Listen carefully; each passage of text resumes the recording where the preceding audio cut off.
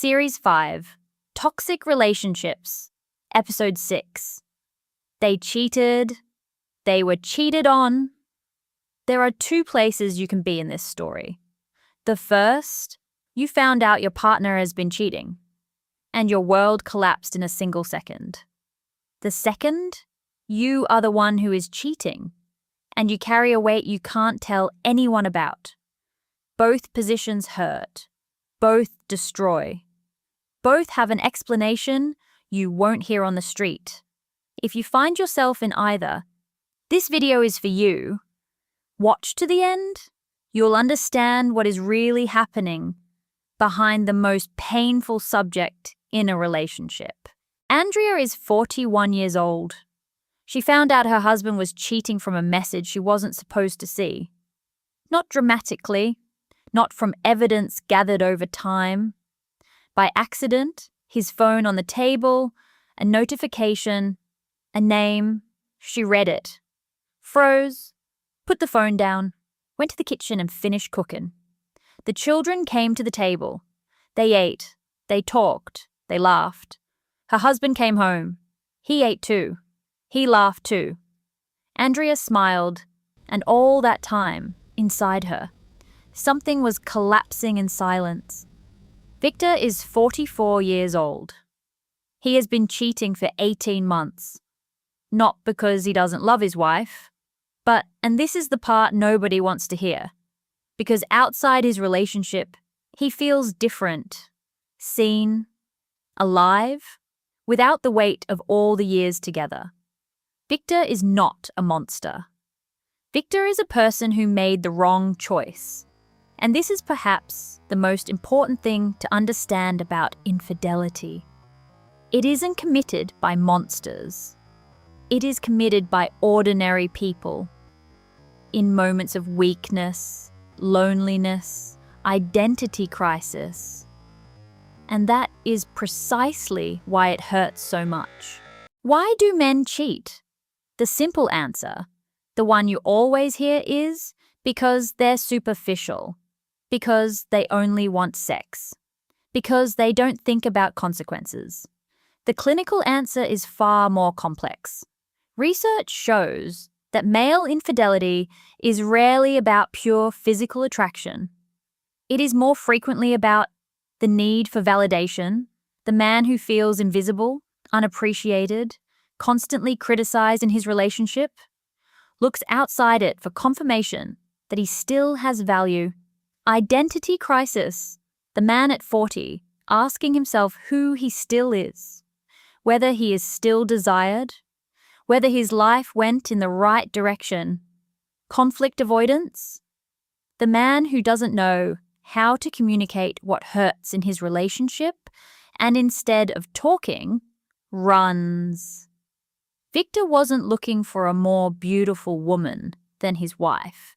He was looking for a place where he could be someone other than the tired husband and absent father he saw reflected in his family's eyes. This doesn't excuse him, but it explains him. And the explanation, however uncomfortable, is the first step toward healing of the relationship or of himself. Why do women cheat? This question is rarely asked. Because in our culture, the woman who cheats is judged incomparably more harshly than the man who does the same. And that is precisely why women who cheat suffer in double silence.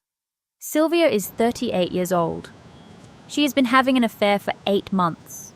Not because she doesn't love her husband, but because in her 12-year relationship, she has felt unheard, unimportant, reduced to functions, mother, housekeeper, income source. The man she sees asks how she feels. He listens, he makes her laugh. "I wasn't looking for sex," Sylvia said in therapy. "I was looking to exist as a woman, not as a function." Erich Fromm wrote that the fundamental need of a human being is not for pleasure, but for authentic connection. Female infidelity, in the vast majority of cases, is not about the body. It is about a soul looking to be seen. And this, more than any other aspect of female infidelity, is what the betrayed partner needs to understand. He didn't lose her to another body. He lost her to another person who saw her. What the betrayed person feels. What happens inside the person who discovers they've been cheated on? The first reaction, shock. The world goes white. The mind refuses to process. The second, denial. It can't be true. I misunderstood. There's an explanation. The third, collapse, which doesn't come immediately. It comes days later, when reality can no longer be pushed away. And it is more devastating than anything. Andrea cried for 3 days, not continuously, in waves, in the shower, in the car, at night when the children were asleep. The hardest part wasn't that he cheated, she said in therapy. The hardest part was that our entire history suddenly had a different meaning. I kept asking myself, what was real? Where did the lie begin? This is the specific trauma of infidelity, and we name it as such clinically. It is not just pain, it is the collapse of the narrative of your own life, and rebuilding it, with or without the person who betrayed you, is one of the hardest things a human being can do. Stay or leave after infidelity. This is the question everyone asks, and that nobody can answer for you. There are couples who have been through infidelity and built something deeper than what they had before, not because the infidelity was good, but because the crisis forced an honesty that comfort had been preventing. There are couples who separated, and both later found healthier and more authentic relationships. There is no universal answer. There are only the right questions. Is the person who cheated genuinely acknowledging it, or defending, minimizing, blaming? Are they willing to do the work in therapy, in the relationship, with themselves? Can you, the betrayed person, rebuild trust? Or will every gesture be suspected forever? Ancient wisdom tells us a bad beginning leads to a bad end. But it doesn't say that about infidelity. It says that about the lack of courage to look truth in the face, whatever that truth is. Andrea and Victor have been in couples therapy for 4 months. They don't yet know if they will stay together. But for the first time in 12 years, they are truly talking. Victor told her things he had never said, about his loneliness, his fears, the man he wanted to be and didn't know how. Andrea told him things she had kept locked away for years, about feeling unheard, about her exhaustion, about the woman who had gradually disappeared behind her roles. If we had to be this honest to stay together, Victor said, why did we wait for something this painful to happen?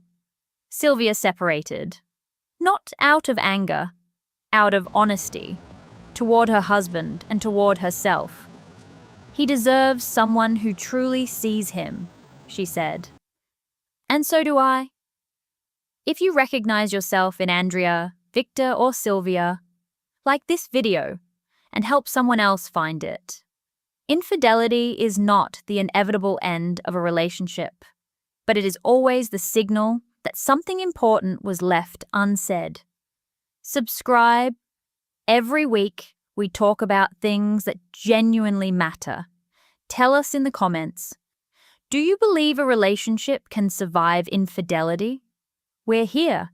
See you at Season 5, Episode 7.